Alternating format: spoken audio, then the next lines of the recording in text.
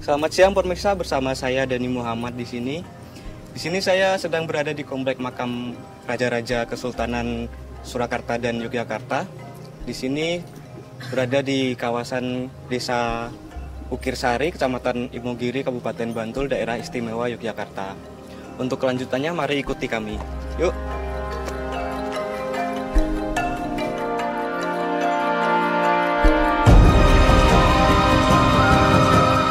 Ya, di sini sebelum masuk ke kawasan makam Raja-Raja, kita menaiki kurang lebih 1000 anak tangga dulu untuk mencapai ke komplek makam-makam rajanya.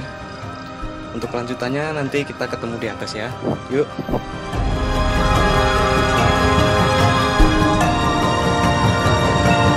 Oke, di sini saya masih berada di tengah jalan, belum sampai ke puncaknya. Tapi di atas sudah kelihatan untuk makam-makamnya, kawasan komplek makamnya. Ini ada kayak perempatan. Jadi di sisi sebelah kanan dan kiri ini semua komplek makam semua. Jadi untuk kelanjutannya kita langsung ke makamnya aja. Yuk langsung gas.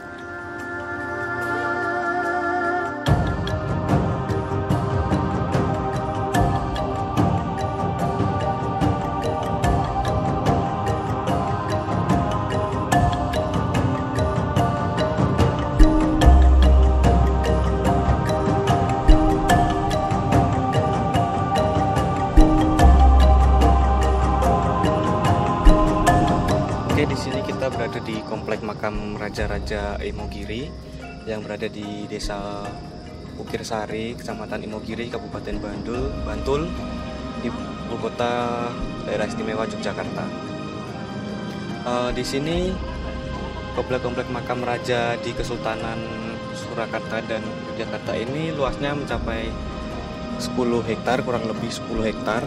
Jadi emang luas banget ya. Jadi kalau semisal kita mau berkeliling-keliling ya mungkin butuh waktu beberapa jam untuk mengelilingi komplek makam semuanya.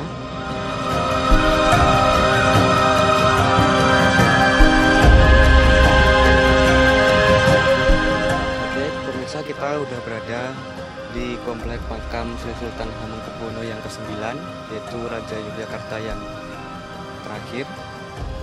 Jadi di sini di makam-makam ini tuh ada raja-raja dari Kesultanan Surakarta dan seluruh raja-raja yang udah gugur di Yogyakarta, yaitu Sri Sultan Hamengkubuwono pertama sampai yang ke-9. Jadi di sini tuh emang tempat pesarian atau makam-makam keluarga raja-raja, yaitu raja-raja beserta keluarganya yang sudah meninggal dimakamkan di kompleks ini.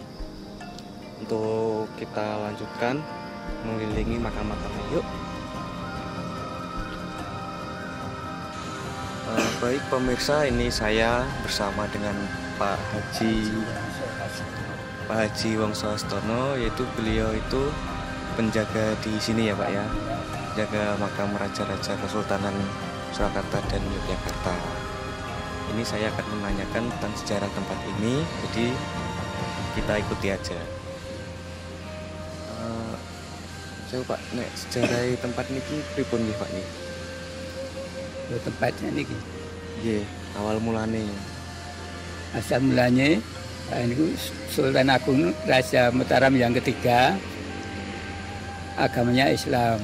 Terus zaman dulu tiap hari Jumat itu Sultan Agung sholat Jumat di Mekah. Nah, kalau boleh Sultan Agung itu mau bikin makam di Mekah sana, tapi tidak dibolehkan sama Imam Syafi'i karena Sultan Agung menjadi pepundet tanah Jawa. Nah, Sultan Agung yang diinginkan itu Mekah itu tanah suci, baunya wangi. Nah, lantas kalau cuma itu Mataram sama dengan Mekah, lantas dilempar tanah jatuhnya di puncak gunung sana. Nah, sudah itu dicari ketemu, lantas dibikin makam. Ya. Kalau menurut sejarah 1632 mulai bikin makam Sultan Agung. Bikin makam sama dengan bikin masjid ini. Ini masjid Kaumandan, ini masjid Keraton. Berarti sudah 400 tahunan gitu? Iya, iya. Kurang lebih 400. Nah, sesudah itu Mataram masih satu. Nah, sudah jatuh pada Mangkurat keempat, Mataram menjadi dua. Yang dulu sesudah jatuh pada cucu itu keratonnya pindah. Yang satu kedua di Kota Gede, Sultan Agung Mataram ketiga itu pindah di Pleret, Sultan Agung sama Mangkurat Agung Mataram. Nah, Mangkurat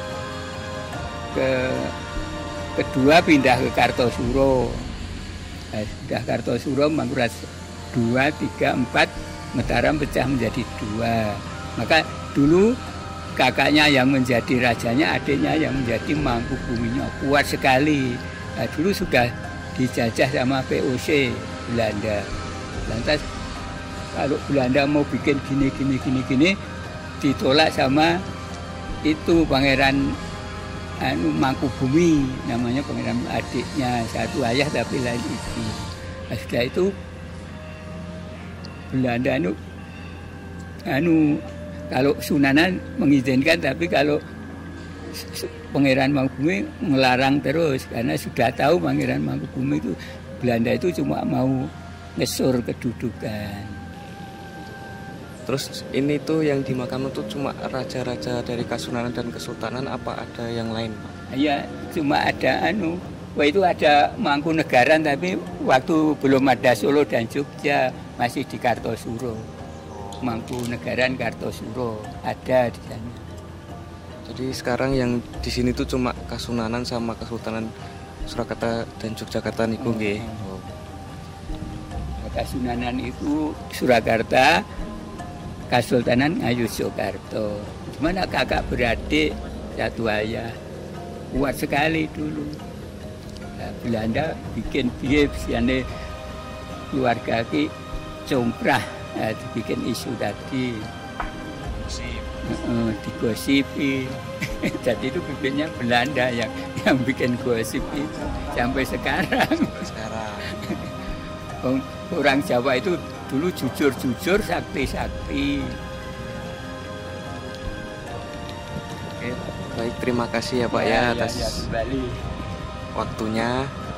Ini saya akan lanjutkan sama teman kakak.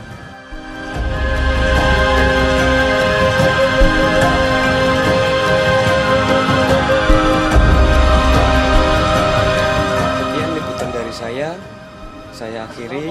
Sampai jumpa.